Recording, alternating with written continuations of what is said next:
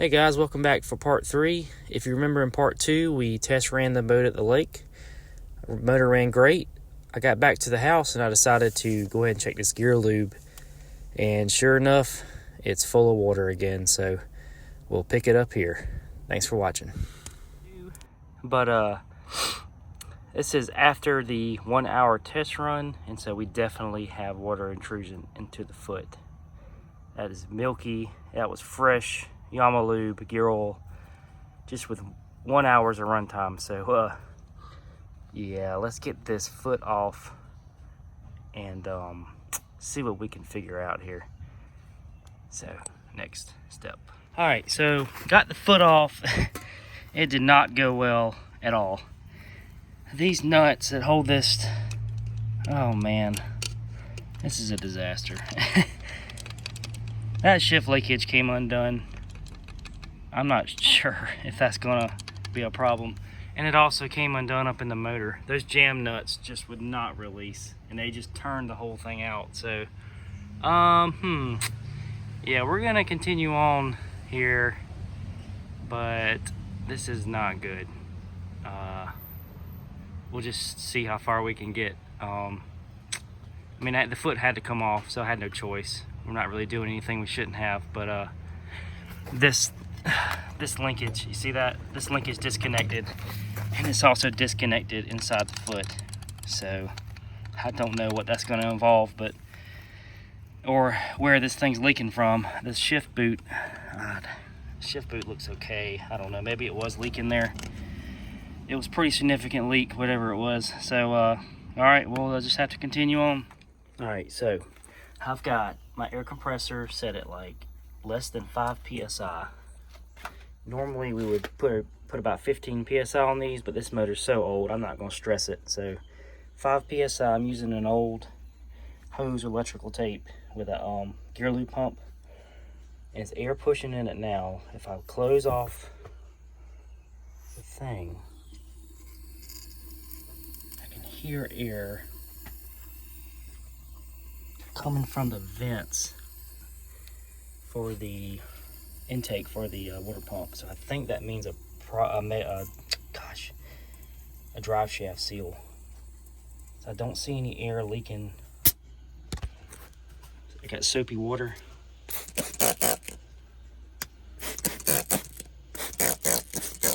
And then this is what I was really concerned about, this prop shaft seal.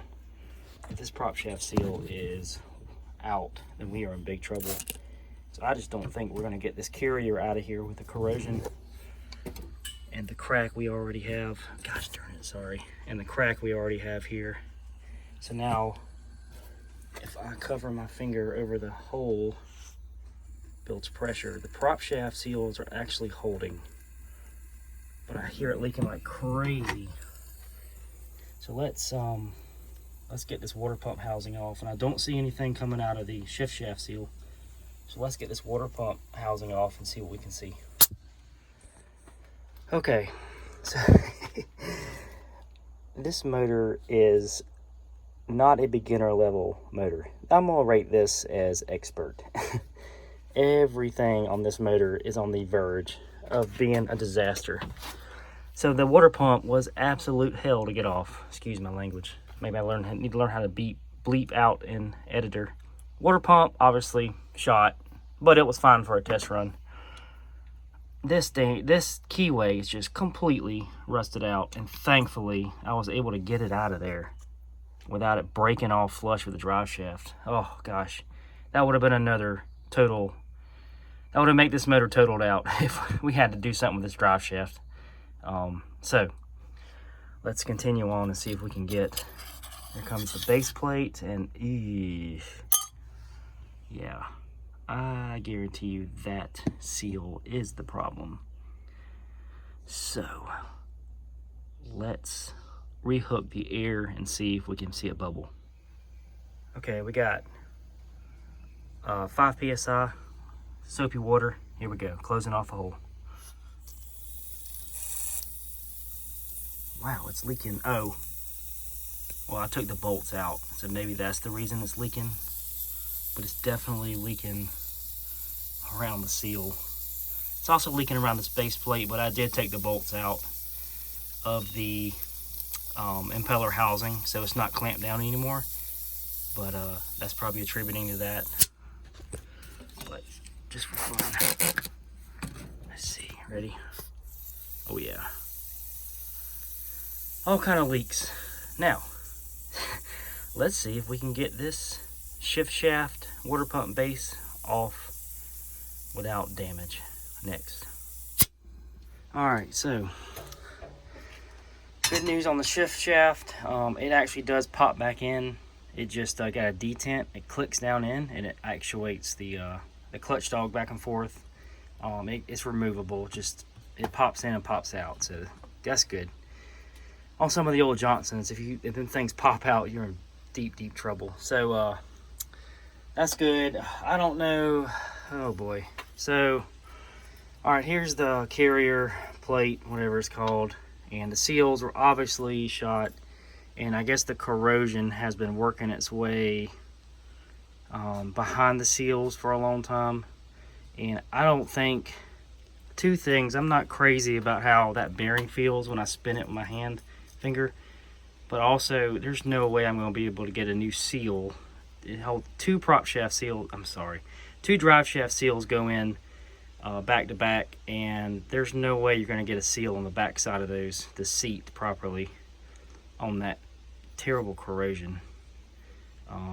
That's just, you know, even though you may flush it, it's just years and years of corrosion. You know that after you flush a motor, water sits right here, and it probably never evaporates, and it just sits and sits and sits, and finally the corrosion eats its way down in there. And I think I'm not crazy about that bearing, but I also am a little nervous about how much this stuff costs, so I don't want to spend a bunch of money on this thing, but I'm gonna have to price out this plate and that bearing and seals and a gasket and a new shift shaft seal.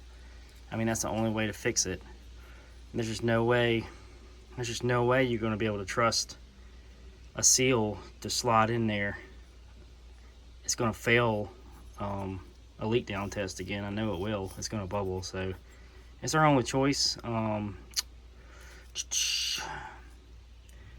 Yeah. Oh, and I was trying to get these intake screens to come out, and I tried, and these things were completely seized up. I let them soak with penetrating oil. I started to get them to turn, but they eventually stripped out, so I just had to drill the heads off and knock them out.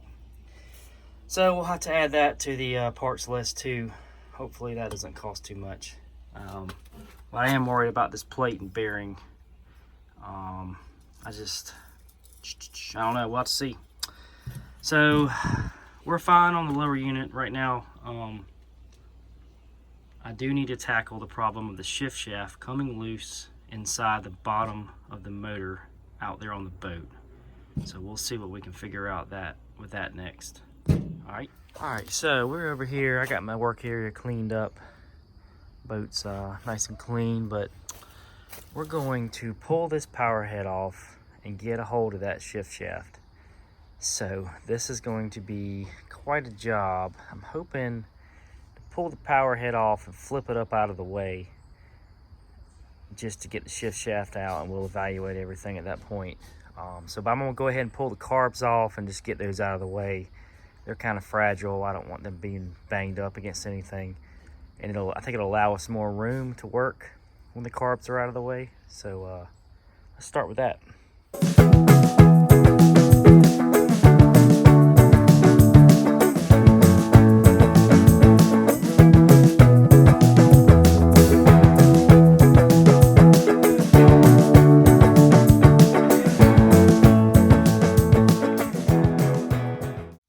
Got you some cotton candy from the fair?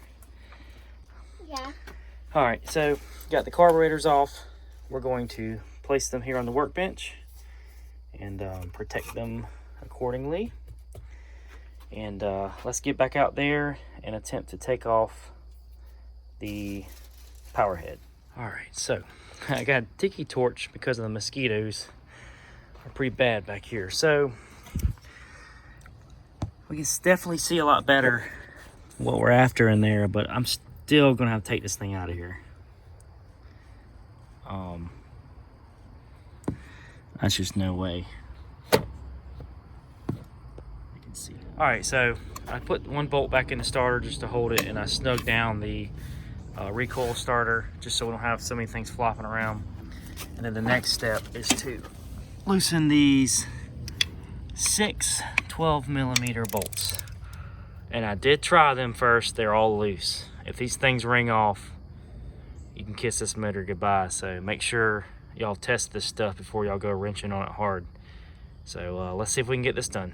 Okay, so good news, I was successful, but I forgot the exhaust tuner is attached to the power head, so I can't exactly set this down at the moment. So I'm waiting on my wife to come out here and hold this while I rig up something to hold this power head to keep it from falling over. So if y'all do this, make sure you have a way to hold the power head, or go ahead and drain the oil so you can tip it over. So next, okay, so lessons learned, successful. Kudos to Yamaha, very simple design. I did have to remove a few linkage components, but I just put the bolts back where they went, and I'll actually tape up some of the stuff up there on the motor so it doesn't fall apart. But just a couple bolts. I did have to undo the wires. I was thinking I could set this thing aside, but the tuner, exhaust tuner, sticks out way below the motor. I forgot about that. So make sure you have something to set it in or set it on, or somebody to help. And I drilled a 2-inch hole in one of these boards because the casting of the drive shaft area sticks out, so it'll index, and these boards will help spread the load on the bucket. So it's really not that heavy. You can easily pick it up, no problem at all. But I did have to undo the wires. So, and this is what we got. So easy access now, and there's the culprit. Now's a chance to take care of anything we need to get to on the top end, because this is the best opportunity you'll ever get. So moving on. Okay, so let's try to do this live. There's a rubber grommet, which is what was keeping me from pulling this thing out of there.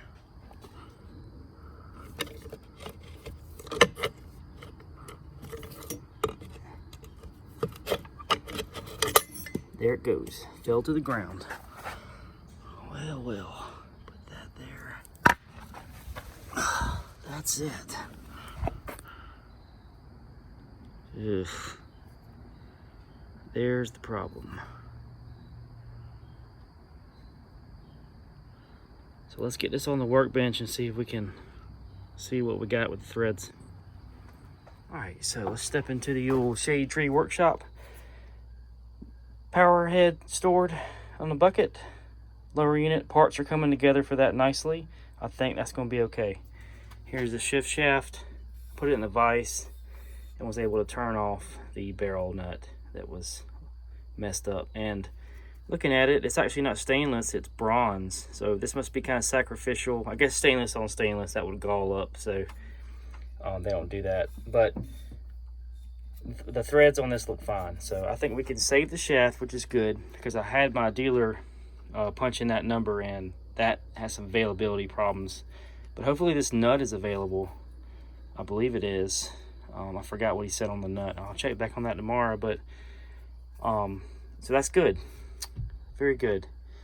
We are making progress. So other than cleaning up the gasket surfaces on the midsection and the power head and doing some preventative maintenance while those areas are open, I think we're going to be ready to reassemble here soon. So we'll see what the next step is. All right, guys, so if y'all are still here for part 3 in this saga, I feel like we're starting to become family. So y'all have a pretty good idea of what's happening now. And yes, absolute, insert bad word, you know what, to get this off. Oh, goodness. Just, I mean, every step of the way. This is just one side. Let's just try to get this thing off without causing any more damage. Alright, so motor's off, and very concerning. Listen to the crunch of this aluminum when I flex it. It is very weak where the motor is. Oh man.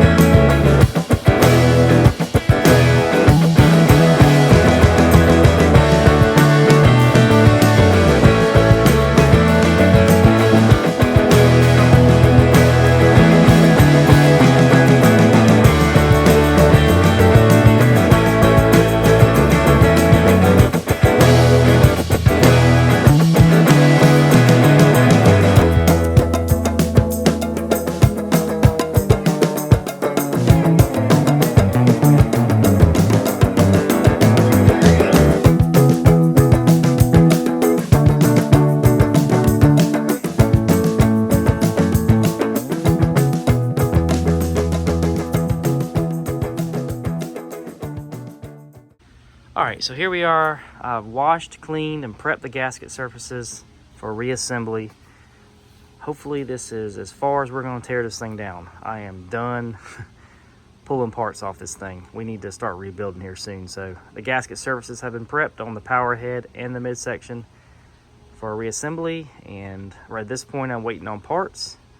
And so I am currently stripping some paint off the transom of the boat to get a better assessment on what we'll need there. And yeah, hopefully we're ready to assemble. So moving on. All right guys, that's it for this segment. Join us next time when we finally get some genuine Yamaha parts and start reassembly. Thanks for watching.